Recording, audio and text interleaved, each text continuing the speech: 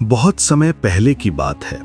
उत्तरी भारत के एक विशाल राज्य में राजा वीरधन राज करते थे।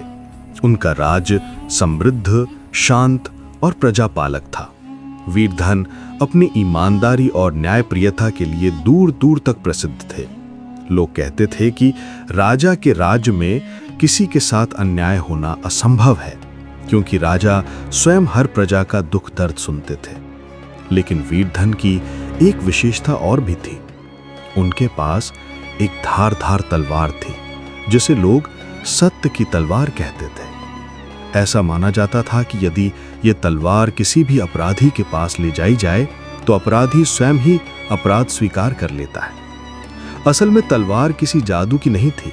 उसकी असली शक्ति राजा की प्रतिष्ठा, उसके न्याय और लोगों के विश्वास में थी। एक वर्ष राज्य में लगातार 3 महीने तक बारिश नहीं हुई। खेत सूखने लगे, नदियां सिकुड़ने लगी और लोग भविष्य को लेकर चिंतित थे। स्थिति गंभीर बनती जा रही थी। इस दौरान राज्य के खजाने से बहुत सारा अनाज और सोना अचानक गायब हो गया। सब सदमे में थे, क्योंकि खजाना कठोर सुरक्षा में रखा गया था। राजा ने तुरंत मंत्रियों और सैनिकों को बुलाया और कहा, इस समय राज्य कठिन दौर से गुजर रहा है। जिसने भी ये किया है उसने सिर्फ खजाने की चोरी नहीं की, बल्कि पूरी प्रजा के पेट पर लात मारी है। जांच शुरू हुई। पहरेदार से लेकर मंत्री तक सभी की पूछताछ हुई, पर चोर का पता नहीं चला। राज्य में अफवाहें फैलने लगीं कि शायद किसी अपने ने ही धोखा दिया है। राजा का एकमात्र पुत्र राजकुमार आर्यमन, जो बुद्धिमान और तेजस्वी था, हमेशा लोगों की सहायता में लगा रहता था।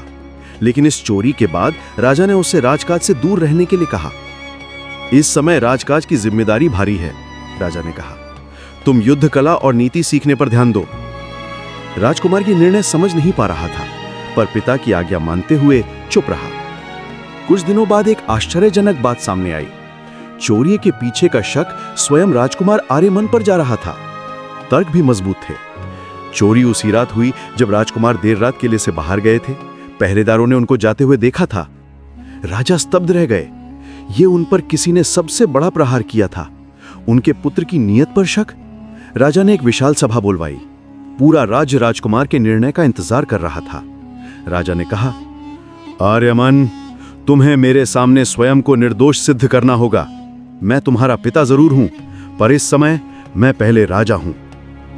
राजकुमार शांत स्वर में बोले, पिता, मैं चोरी नहीं कर सकता, लेकिन आप मेरी बात पर विश्वास करें या ना करें, मैं सत्य की तलवार का सामना करूंगा।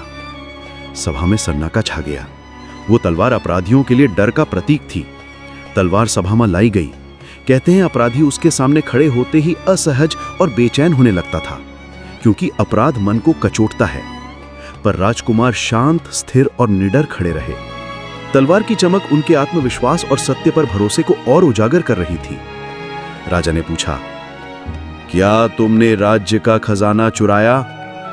राजकुमार ने बिना हिचके कहा, नहीं महाराज, मैं उस रात किले से इसलिए बाहर गया था क्योंकि कई गांवों में पानी की कमी से लोग परेशान थे। मैं उनकी मदद और हाल देखने गया था। सभा में खुसर फुसर होने लगी।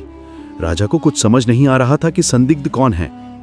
जैसे ही तलवार वापस रखी जाने लगी, सभा में पीछे की ओर से एक कांपती आवाज आई, रुकिए, मैं दोषी हूं। सबका ध्यान एक साधारण दिखने वाले खजांची गोपाल पर गया। वो वर्षों से राजा के बेहद विश्वसनीय कर्मचारियों में से एक था।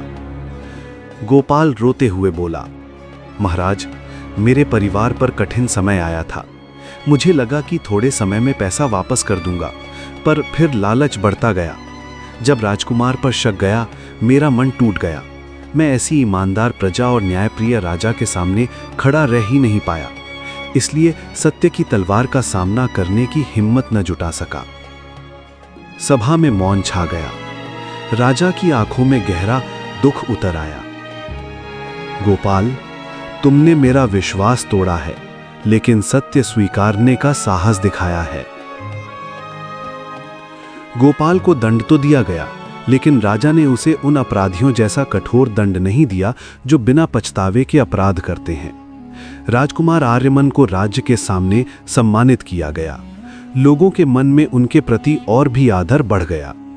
राजा ने कहा, तुमने मुझे यह सिखाया कि सत्य किसी भी तलवार से अधिक चमकदार होता है।